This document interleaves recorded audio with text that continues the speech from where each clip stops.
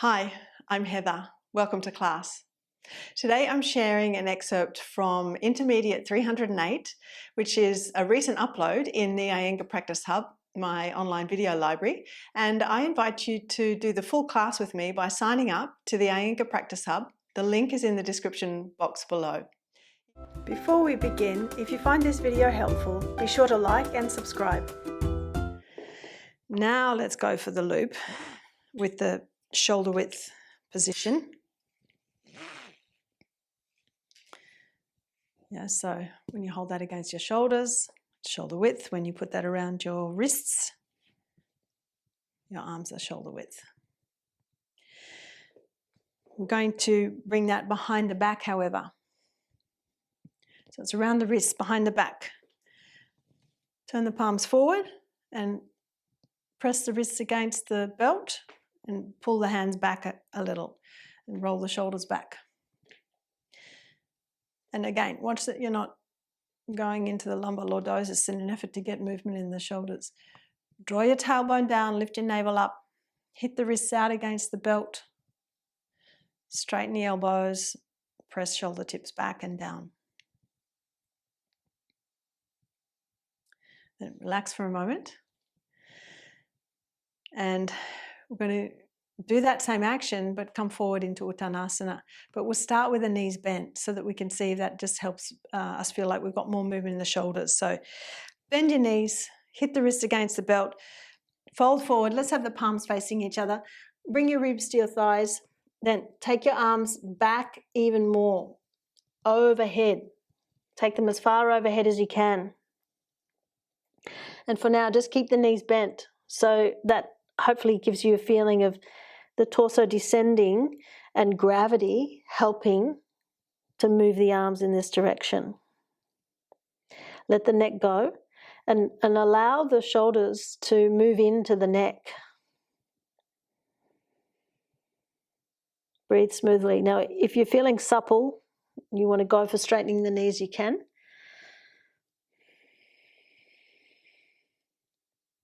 You can play with turning the palms away from the body, play with turning the palms towards the body.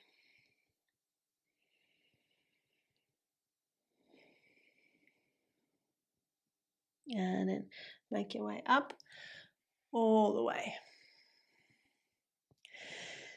Now, what can be helpful to give you some feedback about where the arms are in space when you do that is to take the arms back to the wall and perhaps even a chair, although we're not using a chair today because of the minimal props that I'm wanting us to have in this class. So finding the wall, some people will need to stand really close because their shoulders are really stiff, and maybe this is it. Yeah, see how close I am. Maybe that's it and you're working that way. And others, you'll be able to walk back and reach back. Just be mindful that when you reach back, you're not tipping yourself and going to do a somersault when you're trying for the reach of the wall. Now, of course, you're not necessarily going to know where your hands are in space other than they're touching the wall in terms of the height they are from the floor. That's where a chair can come in handy. But it's still a bit of feedback. It gives you the sense, well, does one arm reach more readily than the other? Can you work both hands to the wall?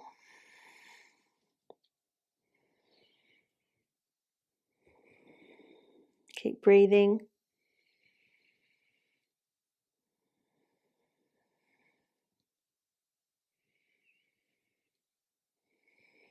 And then you can slowly release and make your way up. So that kind of movement, that extension, is something that we bring into Chatushpadasana, Setubandha Savangasana, Salamba Savangasana. So shoulder stand,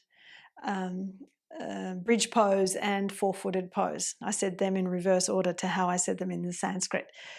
So we can move away from the wall now for Chatushpadasana.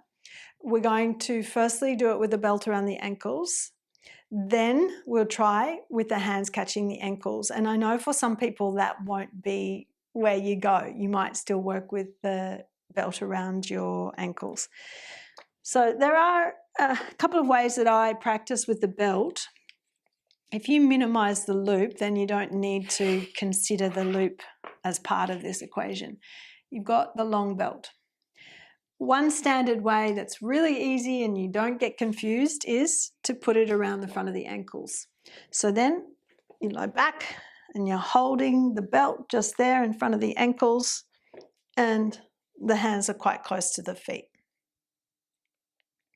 So that's a pretty easy way, although I still see some students in the studio get confused with that. So make sure that if you're doing that, it's just around the ankles, it's not around the feet. Another way, which can sometimes help us apply more weight to the inner feet and then bring in the action of rolling the inner knees down, is to bring the belt behind the ankles and then you wrap it so it comes between the feet and the buttocks. Bring it from behind the ankles, wrap it around, so wrap it forward all the way so that you can hold on to it and it's coming around the inner ankles. It's quite hard to see the pink belt on my shin, so I'll go through that just one more time. Bring it from behind, so you see it's between my feet and my buttocks. Bring it around behind the ankles, wrap it forward and around to the inside of the ankles. Don't cross it.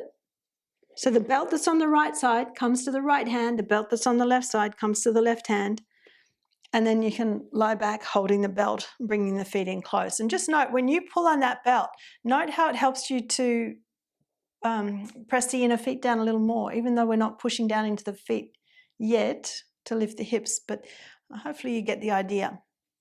So pull on the belt. When we lift up, we're going to roll the thumbs out, roll the biceps out and stand on the tops of the shoulders. Inhale.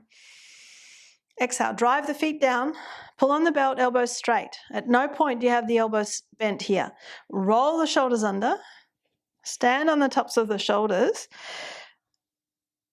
and lift the armpit chests up vertically, lift the sternum up vertically, sternum to chin. And as you pull on the belt, if you have done the wrapping around belt, use the pull of the belt on the inner ankles to help the inner knees roll down. Keep breathing as you lift the outer hips up, stamping the feet down.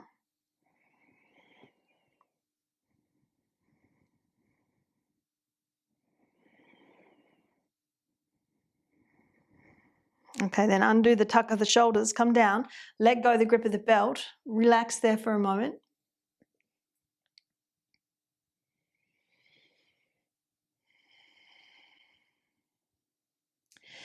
And then some of us will feel capable of moving the belt out of the way and holding the feet. Now, there's a couple of options that I'm going to give you for that. If wrapping your hands around the ankles feels like it's going to be too problematic, then you can put your fingers under your heels. Now, to start here with your fingers under your heels and lie back might be difficult. Maybe you lift your feet up, keep your fingers under your heels, and then step your feet down and lie down. But if you're catching the ankles, sometimes to work with the feet on the floor and taking your hands to the ankles here is really problematic if you've got a long spine relative to the length of your arms, which is my case.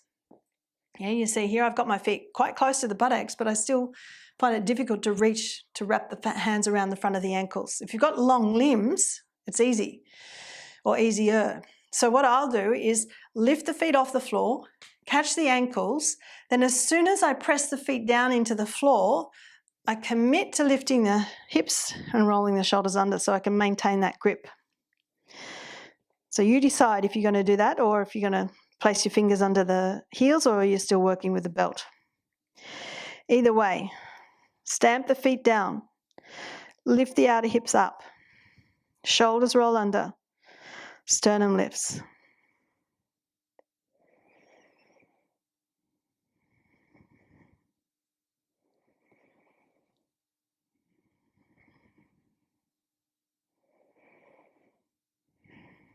And And then you can undo the tuck of the shoulders, come down and rest.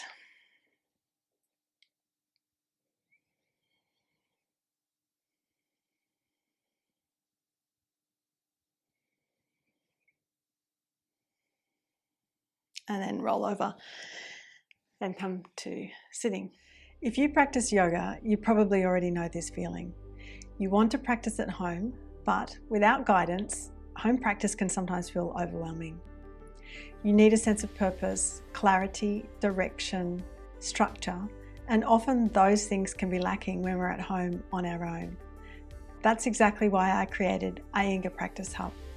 Hi, I'm Heather, a certified senior Iyengar yoga teacher with over 28 years of teaching experience.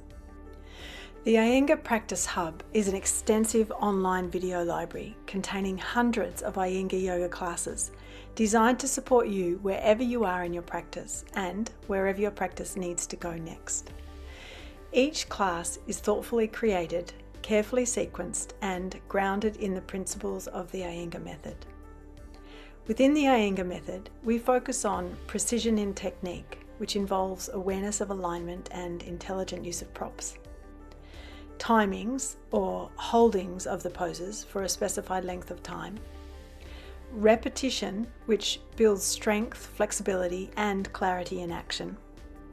And sequencing, the way we work toward a posture, along with the way the whole class is designed.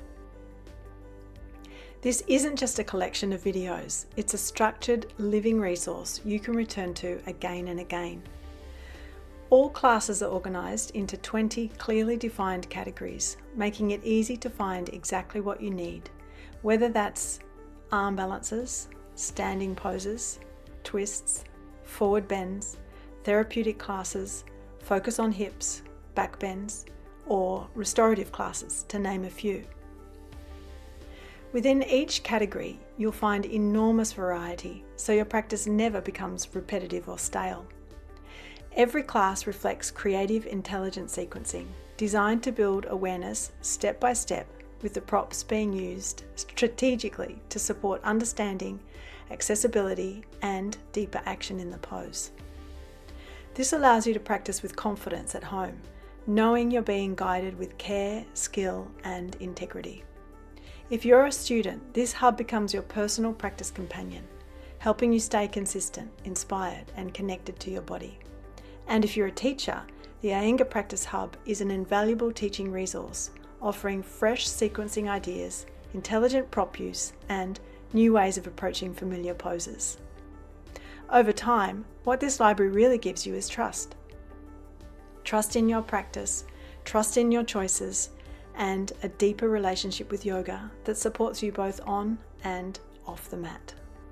If you're ready to practice with clarity, structure, and inspiration, and you want a trusted resource that you can return to again and again, click below to join the Iyengar Practice Hub today. You'll get immediate access to hundreds of intelligently sequenced classes organized by category, so you can practice with confidence at home or draw inspiration into your teaching. Join now and begin practicing with purpose.